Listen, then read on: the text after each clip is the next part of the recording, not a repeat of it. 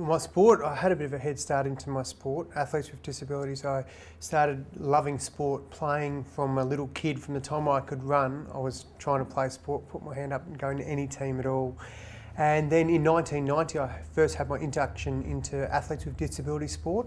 And in those days, it was all about the disability as opposed to the sport. And so I went to everything to do with amputees, amputee swimming championships, athletics championships, absolutely everything. And my initial induction was probably the greatest lesson for my career because I missed out on what I wanted, and it made me know that if I wanted to get anywhere, I had to pull my finger out and actually work really hard. Nothing was a given, even though I love sport, and it come pretty easy to me.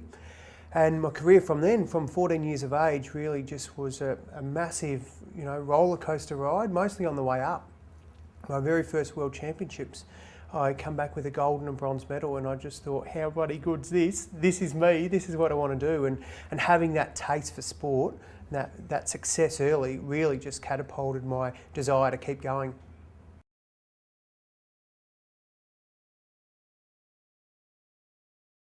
I think I was still trying to realise whether I had potential when I was wrapping up my career, mostly because every time that I went into something, given I might have been ranked really well here in Australia, there's always that expectation in your head, have you done everything right? Have you got all this right? And so as a kid, there was never any confidence enough to say, yep, I'll be going. It was almost, well, do I need to do more to get there? What do I need to do? So potential was one of those things that you go, yeah, great to have, but you need far more than potential. You need to actually do the work. And so I was constantly looking for ways to enjoy myself, number one, which I think is the reason I stayed in the sport so long, but also to make sure that the enjoyment didn't come at the cost of me, missing out on teams.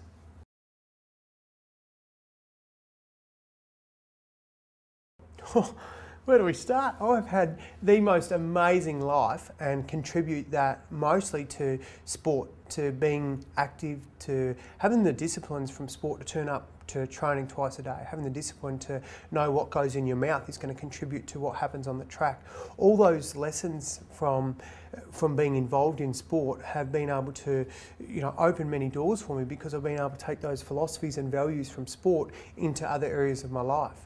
And commitment to a cause is probably the most obvious one. Whatever it is that I look at, as long as I commit to it, then I'll be able to accept whatever comes from it.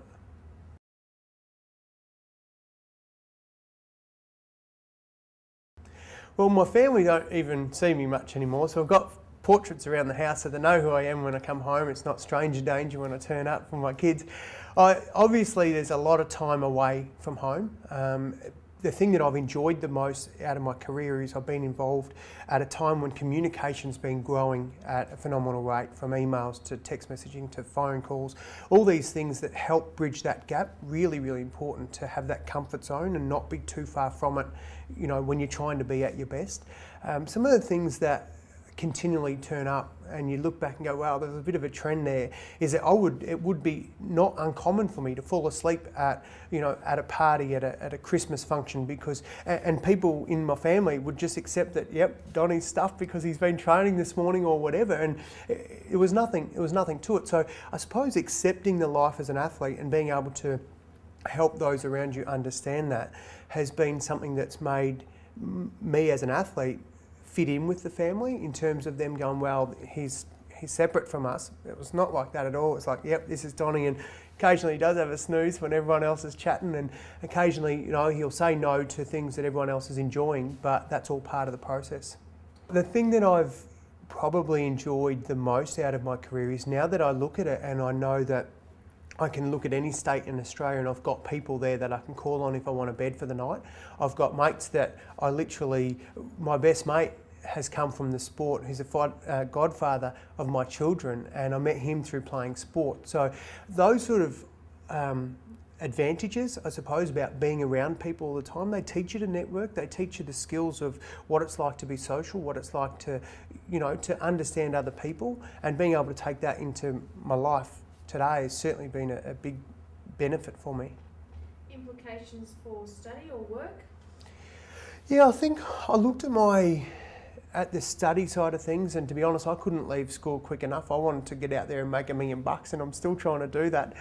But the thing that was obvious to me was my passion for sport. I just love sport.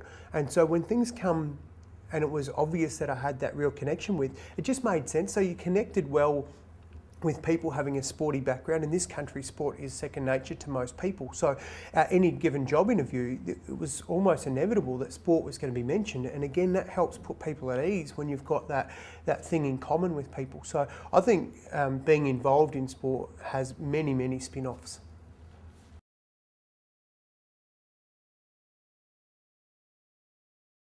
I made absolutely no commitments unless I had my diary, and my family will look at that and just go, yeah, it's so true. Even, you know, for me to go to things that, birthday parties, for example, of my own family, I always made sure that they were in my diary, just quite simply because I knew every Sunday morning, without fail, I was going to be at the track, you know, from 9 o'clock till whenever. So that affected what happened on Saturday and Saturday night. So always being time efficient with my diary was a really important thing, but not distancing myself too much from reality. So making sure that everybody was on the same wavelength with my goals so that it wasn't shunned upon that I couldn't turn up to a party or that this wasn't the case.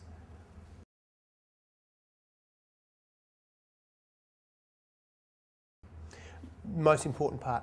Absolutely most important part is to have a goal. Otherwise there's no reason to stop pushing snooze every morning on the alarm. Like, there was a purpose for me to get out of bed at a stupid hour at most of the time to go and do training before work, or, you know, to come home late. And very clear when you've got that goal, and it's the closer you get to it, the more hungry you get for it and the more discipline you're prepared to make yourself, and the choices you make really reflect that. So I think having goals, there's no question in my mind, I would not have achieved what I did without very clear goals and team goals always set before a goal was in place. It was a conversation and discussions with my coaches, but also with my family. So there was a three-way thing, and then often too I'd try and include work with that to try and make sure there was a bit of a balance there. Goals are very important.